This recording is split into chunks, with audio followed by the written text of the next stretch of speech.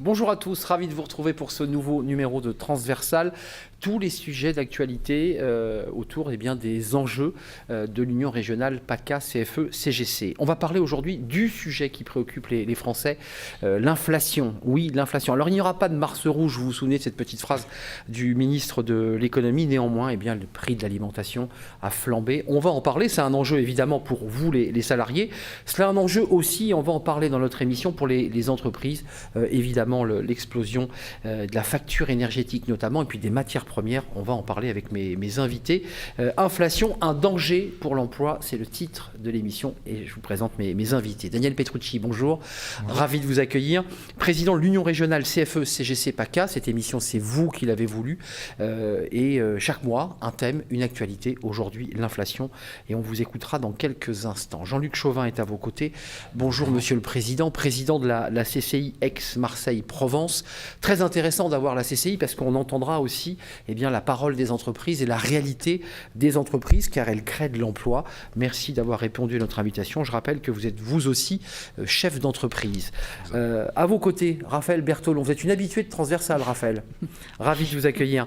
Secrétaire national CFE-CGC en charge de l'économie. Vous travaillez beaucoup. Alors, il y a eu un dossier sur l'intelligence artificielle au sein du travail, mais on parlera du partage de la valeur, qui est un accord qui a été signé et on va en parler avec vous, évidemment, dans quelques instants. Et puis David Baris est avec nous. Bonjour David, secrétaire général CFE-CGC PACA à la RTM. Alors attention de ne pas se faire avoir, la régie de transport métropolitaine et non pas marseillaise, même si c'est une régie de transport sur Marseille. Évidemment, vous êtes deuxième vice-président de l'URSSAF PACA. L'URSSAF, c'est intéressant parce que c'est évidemment des cotisations. On fera le point avec vous. Puis vous êtes le vice-président de la Fédération Transport Urbain CFE, CGC PACA. Est-ce que j'ai été complet ? C'est complet. C'est complet. Une question, Daniel Petrucci, quand même sur cette question d'inflation. Il y a eu des négociations NAO, il y a eu tous ces sujets au sein des entreprises. Ça s'est plus ou moins bien passé. Enfin, c'est quand même le sujet central qui préoccupe, j'allais dire, les salariés, de manière générale, les citoyens. Oui, bonjour déjà. Effectivement, c'est un sujet central, comme vous venez de le dire. Il faut surtout dire aussi que c'est un phénomène assez inédit, puisqu'on n'avait pas connu ça depuis 1985, avec une inflation galopante et à un tel niveau. Alors, on parle d'un taux d'inflation à 6%. Alors nous, ce qu'on fait quand même, on regarde un peu plus dans le détail. Parce que lorsqu'on regarde dans le détail, on s'aperçoit que l'inflation, en fait, quand on regarde les produits de première nécessité, notamment les produits alimentaires, on se situe autour de 12-13%. Et ça pèse énormément sur le quotidien des salariés, même pour les salariés de l'encadrement, bien évidemment. Juste un mot au président de l'UR, est-ce que les NAO ont répondu aux attentes des salariés, pour le dire de manière un peu comme ça, générale ? Alors, c'est une très bonne question, merci de la poser. Alors, je dirais que dans beaucoup d'entreprises au niveau de la région, il y a eu des augmentations de salaire, donc beaucoup d'entreprises ont joué le jeu, il y a eu des augmentations de salaire. Il y a eu également des primes, la fameuse prime Macron, qu'on appelle maintenant prime partage de la valeur, ont été distribuées aux salariés. Mais ce qu'on peut dire, c'est que globalement, on n'a pas atteint des versements qui ont compensé cette perte de pouvoir d'achat. Donc on en est toujours au même sujet. Mais d'un autre côté, il y a aussi la problématique côté entreprise, parce que ce que les salariés vivent avec cette crise de l'inflation, eh bien, les entreprises ont également le même sujet. Vous me faites le lancement, Daniel Petrucci, parce que Jean-Luc Chauvin est à vos côtés, président de la CCI Marseille, Aix-Marseille-Provence. Qu'est-ce que vous disent les entreprises ? Parce que ils ont des tensions parce qu'ils doivent négocier des NAO pour engager leurs collaborateurs. Puis en même temps, ils vous disent, mais moi j'ai un triplement, on a multiplié par 10 mon énergie et j'ai des matières premières qui ont flambé. C'est compliqué. En fait, d'abord, bonjour à toutes et à tous. Je crois que Daniel Petrucci l'a dit. D'abord, on est dans une situation où depuis 40 ans, on n'avait pas connu d'inflation de ce type-là. Et je crois les entrepreneurs avaient perdu l'habitude ou ne sont plus ceux qui ont connu ces phases d'inflation aux commandes aujourd'hui. Le deuxième sujet qui pour moi est assez important, c'est de poser le cadre. Aujourd'hui, on s'achemine normalement, d'après les économistes, la Banque de France et autres, vers une inflation qui va commencer à s'atténuer à partir de l'été 2023. pour en face une prévision de croissance atténuée, hein, je me qui va s'atténuer pour 2023 pour arriver, je dirais, à ce qu'on avait peut-être un petit peu plus que ce dont on avait l'habitude ces dernières années, mais pour être autour de 2 courant 2024 sur les prévisions de la Banque de France. Mais par contre, avec une croissance pour 2023 qui est prévue aux alentours de 0 plus quelque chose, 0,1, 0,2. Beaucoup trop faible. Donc en tout cas, qui ne gommera pas l'effet inflation sur l'année 2023. Et puis après, vous l'avez dit, on assiste à une situation un peu particulière qui est qu'on enchaîne des crises les unes après les autres, les crises Covid, avec la réorganisation, avec la rupture des chaînes de logistique, avec des coûts sur les tensions, la guerre en Ukraine, avec des coûts sur les matières premières, et puis d'une manière générale aussi, quelque part, l'énergie, vous l'avez dit. Et je voudrais prendre un exemple à peu près simple. Mardi dernier, le patron de la Fédération régionale de l'agroalimentaire, de l'industrie agroalimentaire, me disait qu'en moyenne, ils ont plus de 5,1% de leur chiffre d'affaires qui va dans l'énergie. De leur chiffre d'affaires. C'est une augmentation par 10, vous l'avez évoqué, avec une augmentation des prix globalement sur la période de 2022 qui pourrait être de l'ordre de 2 à 2,5 en moyenne. Ça veut dire quoi ? Je voudrais juste terminer avec ça parce que ça pose le débat. Ça veut dire que l'ensemble des tensions sur les coûts de production, que ce soit sur les matières premières, que ce soit sur la logistique, que ce soit sur l'énergie, ne sont pas aujourd'hui refacturées. La conséquence, c'est que nos entreprises qui ont été résilientes jusqu'à présent et qui se sont plutôt bien sorties des situations complexes sont en train de rogner sur leurs marges. Et sont en train de rogner sur leurs marges avec des efforts qui ont été faits, ça a été souligné par M. Petrucci, pour les salaires, parce qu'il y a un vrai sujet, mais on ne pourra pas, au sein des entreprises, à part quelques cas particuliers qui sont bien connus de super profits, et je voudrais pas, voilà, mais du coup, on ne pourra pas trouver tout seul la solution pour à la fois permettre à nos collaborateurs de faire face au coût de l'inflation et continuer à vivre normalement, et à la fois maintenir un niveau de rentabilité qui ne mette pas en danger les entreprises si on ne fait rien. Juste un mot, Jean-Luc Chauvin, je donnerai la parole à Raphaël Berthelon et à David Baris, mais est-ce que cela peut avoir un impact ? C'est la question que l'on se pose aujourd'hui sur l'emploi, parce qu'on l'a vu chez des boulangers qui ont dit « moi je tire le rideau », on l'a vu chez des restaurateurs, on l'a vu chez... Et ça a une incidence directe sur l'emploi. Alors paradoxalement, on est dans une situation où toutes les entreprises cherchent aujourd'hui à recruter.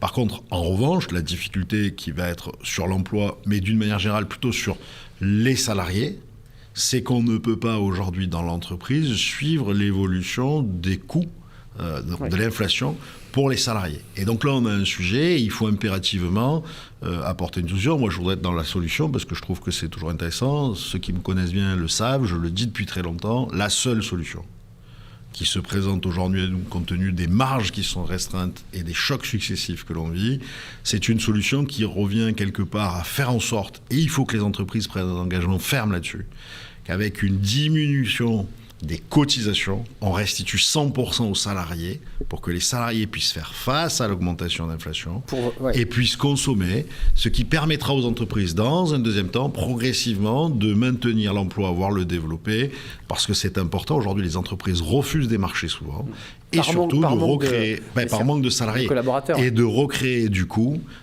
des marges dans un second temps. Voilà. Et créer de la TVA et donc créer de l'impôt, créer de la TVA, créer aussi une diminution des coûts de la solidarité pour nous tous, parce que les gens iront travailler. Donc c'est une inversion d'un process que l'on vit depuis 40 ou 50 ans qu'il faut produire. Je ne vais pas vous faire réagir à la proposition de Jean-Luc Chauvin, encore que, il y a l'idée de créer un choc fiscal, on joue sur les cotisations patronales, même salariales directement, il faut que ça bénéficie aux salariés. Pour qu'il y ait du net dans la poche du salarié, du net.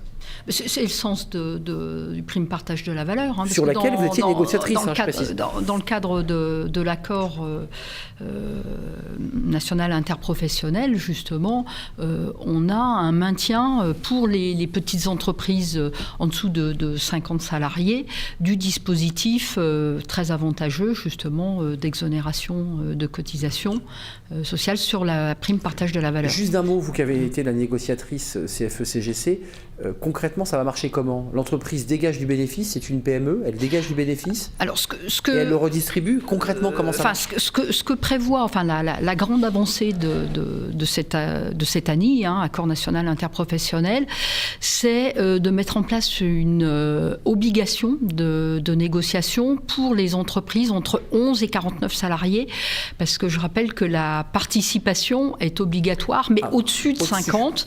Donc là, c'est un nombre conséquent. Enfin, nous, on a chiffré entre 700 000 et 1 million de salariés qui devraient pouvoir bénéficier, parce que je rappelle que le chiffre de l'INSEE dit qu'en fait, qu'il y a 63% des PME qui sont éligibles à l'impôt, donc qui payent de l'impôt. Donc ça veut dire aussi que les autres ne font pas de bénéfices. Et bien évidemment, on ne peut partager de la valeur, des bénéfices. Il n'y aura pas de partage de la valeur. Voilà, il faut quand même que l'entreprise puisse vivre si elle veut dégager justement. Mais vous, juste un mot, Raphaël, ce partage de la valeur, il faut qu'il soit maintenant voté dans une loi, puisque Elisabeth Borne après, il fallait que ça soit repris dans un texte. Oui, il faut que ça soit repris. Donc on est dans une première étape très positive.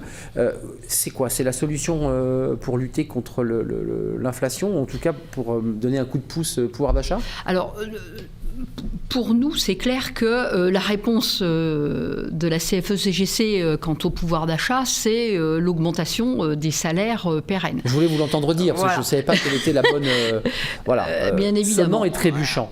Là, ça vient en plus. Bon, je rappelle que l'accord, il était dans le cadre d'une lettre d'orientation fixée par le ministre, qui avait très orienté en fait cette négociation sur les petites et moyennes entreprises, avec cette notion d'extension, de simplification, d'articulation entre tous les dispositifs, et puis de fléchage aussi de l'épargne. On reviendra quand même sur l'enjeu grandes entreprises, petites entreprises, parce qu'on voyait bien l'objectif, c'était de dire aux PME, vous aussi, vous pouvez avoir des outils pour garder vos collaborateurs et améliorer leur quotidien financier. David Baris, vous représentez la RTM CFE-CGC, alors vous êtes aussi vice-président de l'URSSAF, donc vous avez plusieurs casquettes, mais d'abord sur RTM, quand j'ai préparé l'émission, j'ai vu un chiffre incroyable, 8,6 d'augmentation, je me suis dit c'est incroyable, c'est sur 4 ans. C'est sur 4 ans. D'accord, non mais voilà, ça aurait été un chiffre au-delà même de l'inflation, si vous aviez pu négocier. Ça se passe comment chez vous? Parce que le transport, Dieu sait si c'est un secteur qui peine à recruter et à garder des collaborateurs. C'est assez compliqué, mais c'est vrai que, comme vous l'évoquiez tout à l'heure, on est tous dans le même bateau. J'ai envie de dire, les entreprises, les salariés, face à cette inflation. Et comment on arrive à construire quelque chose de cohérent et de pérenne, c'est la construction d'un dialogue social de qualité. Et à partir de là, on essaie d'avoir des nouveaux schémas et de construire quelque chose d'intéressant. Nous avons construit des négociations annuelles obligatoires sur 2 ans. Ce qui nous a permis de traverser la crise Covid avec une augmentation de 2,5 points par an et d'arriver à un pourcentage de 8,6 aujourd'hui, quasiment sur 4 ans, avec des mesures annexes. Ça, c'est garanti, j'allais dire, c'est assuré, ça. C'est garanti, c'est assuré. D'accord. Et puis, dernière en date, c'est justement la prime de partage de valeur que nous avons eue en 2022. Ça a été une demande forte des organisations syndicales et on va dire une attention toute particulière de la part de la direction. Donc prime Macron, pour se rappeler, c'est la prime Macron qui s'est débaptisée en prime de partage de la valeur. Ce qui a permis justement de donner un petit coup de pouce aux salariés face à cette inflation. Certes, ça ne règle pas tout, mais c'est des signaux qui sont encourageants. Jean-Luc Chauvin, vous vouliez prendre la parole sur les propos de Raphaël Berthelon. Qu'est-ce que vous en pensez, vous, de cette prime de partage de la valeur et cet accord interprofessionnel? C'est quoi? C'est un élément positif, ça, pour les PME? C'est évidemment un élément positif. À partir du moment où on permet aux TPE-PME de pouvoir disposer de systèmes simplifiés qui permettent d'accéder à ce qui existe pour les grandes entreprises, qu'on l'appelle pas participation, c'est compliqué, qu'on l'appelle intéressement, mais en tout cas à l'intéressement au résultat des collaborateurs, ce qui leur donne un pouvoir d'achat supplémentaire, c'est évidemment quelque chose de positif. Mais je rajoute que je suis nettement moins au courant que vous qu'il avait négocié, mais il y a beaucoup de dispositifs très, très intéressants. Le dispositif d'épargne salariale, d'incitation dans les TPE-PME, qui était un frein pour les chefs d'entreprise de moins de 50 pour aller sur ce type de dispositif et qui faisait 2 catégories d'entreprises. Les grands groupes qui donnaient des avantages et les autres. Ça va permettre aussi de développer nos PME avec de la participation dans le capital des collaborateurs de l'entreprise elle-même pour en créer des champions des ETI.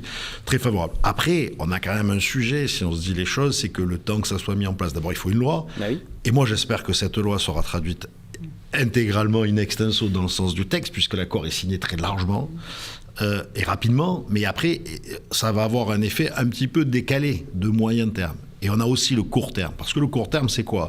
Je le disais tout à l'heure, c'est que notre PIB aujourd'hui est entaché parce qu'on a beaucoup d'entreprises qui, ne trouvant pas de collaborateurs, ne prennent pas certaines commandes. Ça freine Et du coup, ça freine le PIB, ça freine l'économie. Et donc, on a un sujet, c'est comment on fait pour faire en sorte que les collaborateurs, d'abord, continuent à avoir un niveau de vie qui reste ce qu'il était et qui ne se dégrade pas. Et comment on fait ensuite pour faire en sorte que parmi les 7 millions... et quelques de personnes qui cherchent un emploi dans ce pays, on puisse les attirer vers l'entreprise. Comment on fait pour recréer une différence entre la valeur travail et autres ?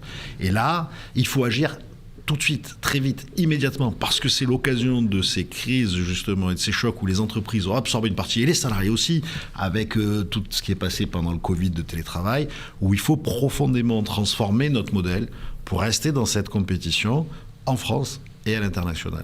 On a parlé, on l'a d'ailleurs évoqué très rapidement, les grandes entreprises qui dégageaient beaucoup de valeur et qui donnaient beaucoup aux actionnaires, peut-être pas assez aux salariés. Qu'est-ce que vous dites à la CFE-CGC PACA sur cet enjeu, puisque Raphaël Berthelon le rappelait, secrétaire national en charge de l'économie, il faut d'abord, avant de parler de partage de valeur, augmenter les salaires. Il faut aller plus loin ou pas, Daniel Petrucci ? Parce qu'il y a un vrai enjeu sur Je crois que... les fins de mois sont de plus en plus difficiles. Oui, c'est vrai. Alors, ça a été dit et soulevé tout à l'heure. Oui, les augmentations de salaire pour justement cette perte de pouvoir d'achat, c'est indispensable. Après, il faut faire attention aussi. Et nous, dans la population qu'on représente, l'encadrement, on est quelquefois aux manettes des entreprises. On sait comment ça se passe.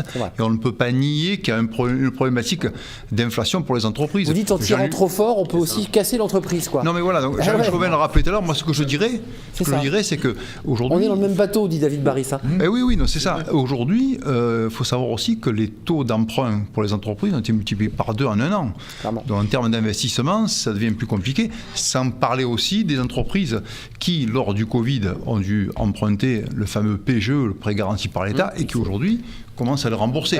Donc voilà, tout ceci est à prendre en considération. Je crois que effectivement, il y a 2 problématiques et on s'en sortira comment ? Bien en discutant avec les partenaires sociaux pour essayer de faire en sorte que on sorte de cette problématique inflation gagnant-gagnant, quoi. Juste un petit mot parce que David Barry voulait s'exprimer. Un chiffre qui permet de bien comprendre la situation avec les tensions sur les trésoreries aujourd'hui des entreprises. On va atteindre en 2023 le chiffre du nombre d'entreprises qui passent par la case tribunal de commerce qu'on n'avait plus atteint depuis 2019. On prévoit même d'être légèrement dessus. On a en moyenne 5000 entreprises sur Aix-Marseille-Provence qui sont défaillantes par an en 2019. Jusqu'à présent, on était en dessous, même en 2022. On sera probablement aux alentours de 5300 sur le trend que l'on a depuis le début de l'année, peut-être même 5500. Ce qui veut dire quand même que on a une certaine préoccupation parce que si l'entreprise dépose le bilan, les salariés, on voit bien les tensions sur le marché du textile et du commerce de gros depuis ce début d'année. Donc il faut être très prudent là-dessus. Raphaël Berthelon, sur cette idée, parce que vous êtes en charge de l'économie, il faut trouver ce juste milieu entre la défense des salariés et leur pouvoir d'achat et la survie d'une entreprise, parce qu'on est un peu sur cette ligne de crête là. Oui, c'est l'équation emploi-pouvoir d'achat. C'est-à-dire qu'on n'oublie pas que nous, en tant que syndicalistes, on défend aussi prioritairement l'emploi. On est face à, on le voit avec cette crise énergétique, face à un tissu économique très hétérogène, c'est-à-dire touché avec vous parliez des boulangers, il y en a qui sont énormément touchés. Et puis, il y a une petite minorité aussi qui sont des gagnants. Et c'est comment, collectivement, en fait, on réussit à tous s'en sortir. C'est ça, véritablement, l'équation. David Baris, comment vous regardez cette équation? Parce qu'il y a les entreprises privées qui ont fait, pour certaines, les grands gagnants énergétiques. Je pense à toutes celles qui ont fait du transport.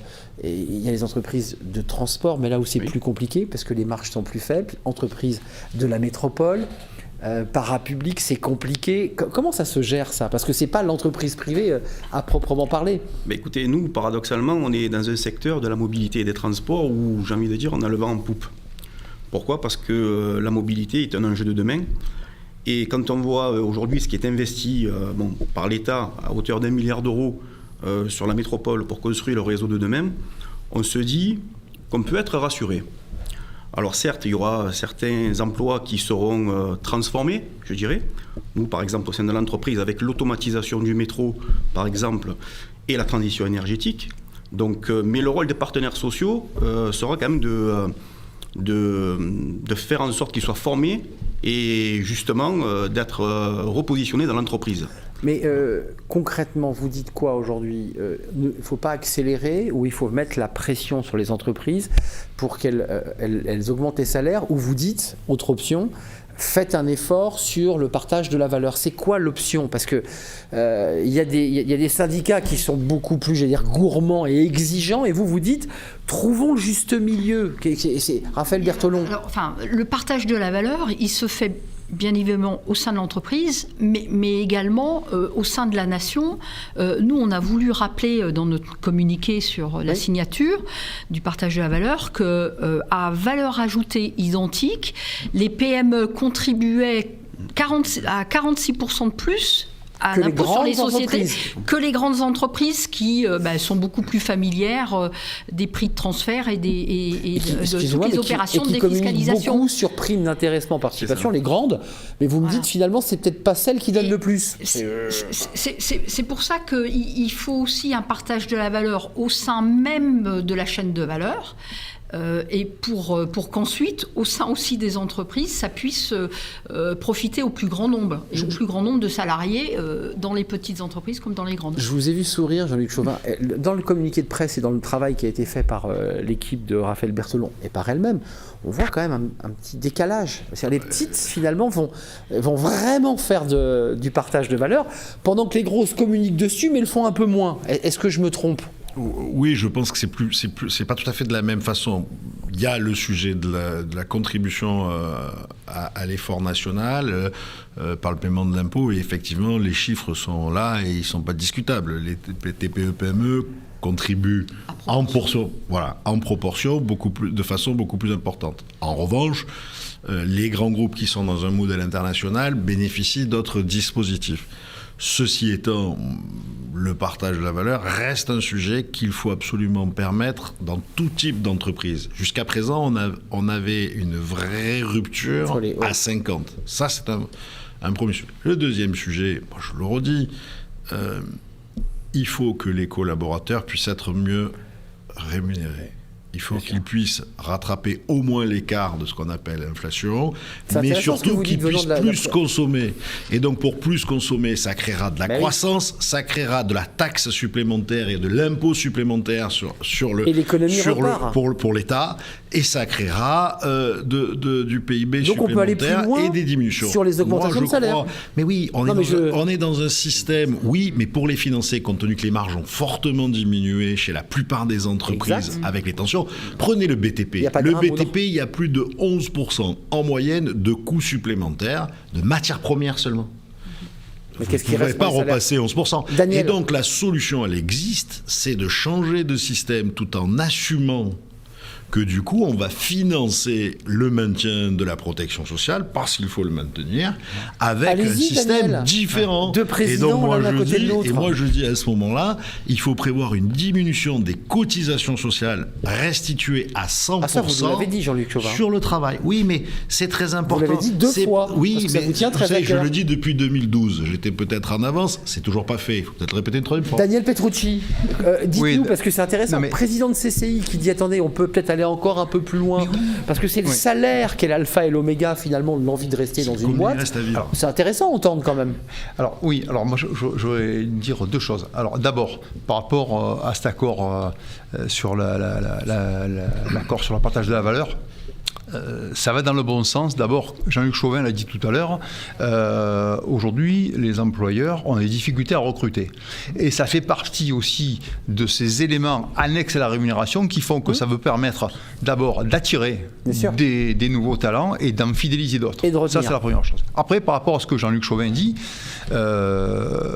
oui. Effectivement, quand on dit ça va donner plus de pouvoir d'achat aux salariés, oui, mais il faut faire attention que ça ne mette pas en péril aussi notre solidarité nationale. On parle de la retraite, les caisses de retraite, tout ça. Donc il faut trouver le bon juste milieu pour regarder, se mettre justement autour de la table, c'est un choc de modèle, discuter entre gens intelligents que sont les partenaires sociaux, dont les syndicats et les organisations patronales, pour discuter de ça et regarder ce qu'on peut faire à ce niveau-là. Mais ça mérite un échange. C'est une révolution un peu copernicienne de notre modèle social tel qu'on nous le vend depuis une cinquantaine d'années. Enfin, n'ouvrons pas le débat. David Baris, pour conclure, vos négociations, elles en sont où 8,6 pour être très concret chez vous. Mais vous dites on peut encore gagner, il y a encore de la marge, il y a encore du grain à moudre, comme on dit chez les syndicats. Il y a du grain à moudre, d'autant plus que nous, on avait prévu une clause de revoyure en 2023, pour juillet d'ailleurs. Et on n'avait pas prévu cette inflation-là, bien évidemment.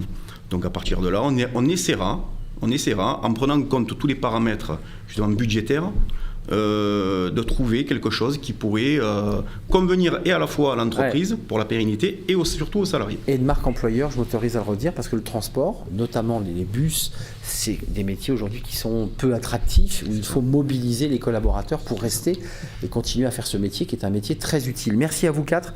Merci à vous David Baris, secrétaire général CFE CGC PACA à la RTM, qui est la régie de transport métropolitaine, et deuxième vice-président de l'URSSAF. Merci à Daniel Petrucci, évidemment le président de l'Union régionale CFE CGC PACA. Je remercie Jean-Luc Chauvin, qui est passionné par son sujet et qui nous l'a dit 2 fois. On a bien entendu votre message, président de la CCI Aix-Marseille-Provence, vous-même chef d'entreprise, et merci à Raphaël Bertolon, secrétaire national CFE-CGC à l'économie, et qui a négocié justement cet accord de partage de la valeur. Merci à vous quatre, merci de votre fidélité. Réagissez, n'hésitez pas à nous faire partager votre point de vue, vos sentiments peut-être, votre désaccord aussi, sur le site évidemment de l'Union régionale CFE-CGC PACA. Moi je vous dis à très bientôt pour un prochain numéro de Transversal. Merci pour votre fidélité.